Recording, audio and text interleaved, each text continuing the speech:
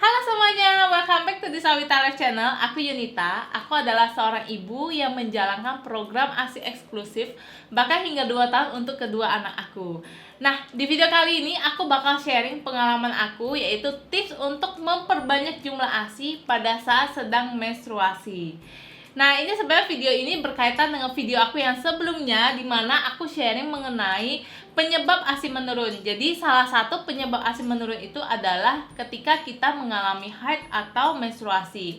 Nah, jadi di video kali ini aku bakal sharing apa aja yang aku lakuin untuk mempertahankan jumlah ASI itu meskipun pada saat itu aku sedang menstruasi. Nah, sebelum kita menuju inti topik dari video kali ini, jangan lupa subscribe dan turn on notifikasi YouTube channel Awita Life supaya aku bisa terus memberikan video-video yang bermanfaat buat kalian semua. Oke? Sekarang aku langsung to the point aja ke 4 tips aku yang aku lakukan untuk mempertahankan jumlah ASI pada saat menstruasi. Oke, yang pertama adalah pompa ASI. Jadi meskipun kita sedang menstruasi dan ASI kita itu menurun, kita tetap harus melakukan pompa ASI sesuai dengan jadwal yang udah kita lakukan setiap hari. Dan ini tujuannya untuk tetap mempertahankan saluran ASI kita itu supaya tetap lancar. Meskipun nanti hasilnya tidak sebanyak yang biasanya, kita tetap harus melakukan pompa ASI ini setiap hari sesuai dengan jadwal rutin kita, dan berapapun yang kita dapat harus kita simpan ya. So jangan pernah skip pompa ASI ini meskipun ASI kita lagi menurun. Jadi kadang kita mindsetnya, oh ASI aku nih lagi sedikit, jadi mungkin aku pengen breastfeeding langsung aja ke bayi aku, jadi aku gak usah tambahin pompa ASI deh gitu loh, karena takut bayinya kurang kenyang waktu menyusui langsung. No, itu salah. Jadi kita tetap harus melakukan pompa ASI meskipun kita sedang menstruasi ya. Dan berapapun jumlahnya, sedikit atau banyak, jangan kecewa, jangan sedih, jangan stres, karena itu bakal makin membuat ASI kita akan semakin sedikit. So ingat, poin pertama tetap lakukan pompa ASI, oke? Nah, yang kedua adalah minum teh herbal untuk memperlancar ASI. Jadi salah satu produk yang aku konsumsi pada saat menstruasi itu adalah teh bubuk dari Avis Life ini. Nah, kenapa aku milih teh bubuk dari Avis Life ini? Karena ini bahan-bahannya 100% herbal, yaitu alami, dan dia ini bebas kafein. Jadi aku tuh concern banget sama semua ingredients yang aku konsumsi pada saat sedang program menyusui. Jadi karena ini bebas kafein, jadinya aman buat ibu menyusui dan juga bayi kita. Nah, sebenarnya ini tuh ada 2 rasa. Jadi ada yang original sama yang Royal Lychee, tapi secara personal aku lebih suka yang Royal Lychee ini karena ini lebih enak rasanya. Dan ini satu kotak ini juga murah, nggak gitu mahal, harganya cuma 37.000, isinya adalah 20 bungkus. Jadi ini tuh agak beda dengan teh herbal lainnya karena dia ini modelnya bubuk ya.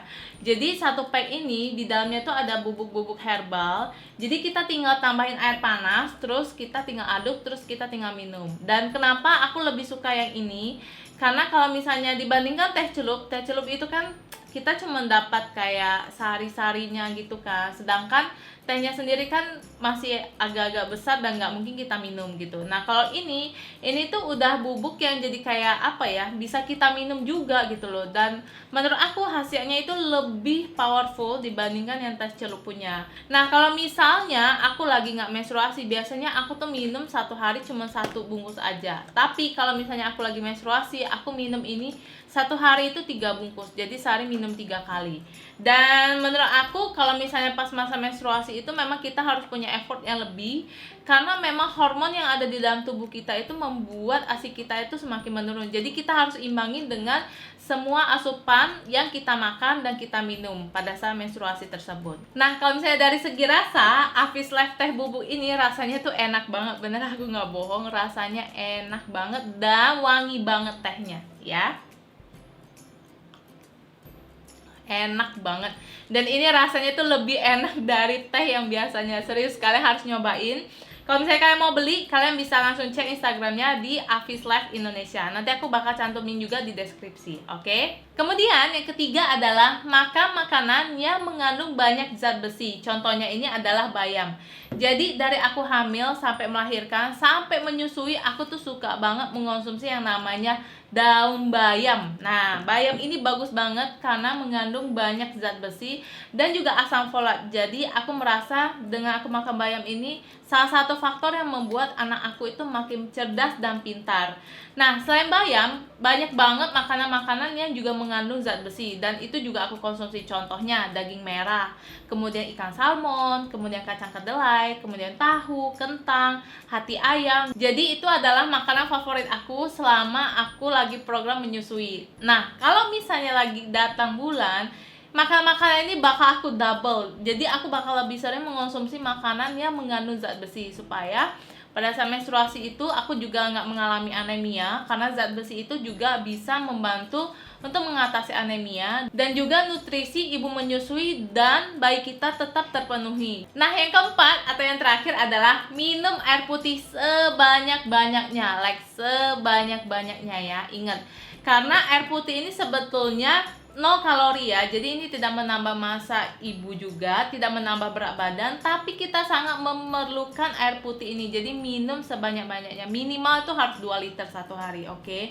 Bisa lebih juga nggak apa-apa, karena kalau misalnya kita kelebihan air, kita bisa membuangnya melalui air seni. Nah, kenapa sih air putih ini menjadi poin terakhir yang aku sebutkan? Karena kita nggak boleh cuma minum air putih doang gitu loh. Kita tetap harus mengimbanginya dengan makanan dan minuman yang bergizi juga.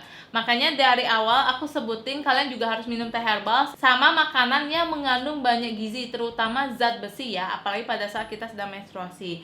Nah, jadi pada saat kita minumnya juga banyak, jadi itu seimbang gitu antara cairan yang ada dengan nutrisi yang ada gitu. Oke bunda, jadi ini adalah cara-cara yang aku lakukan untuk mempertahankan jumlah ASI pada saat sedang menstruasi.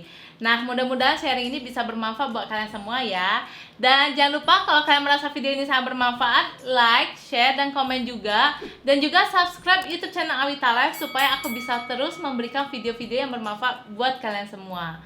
Oke, thank you banget udah nonton video ini, dan sampai jumpa di video berikutnya. Bye-bye!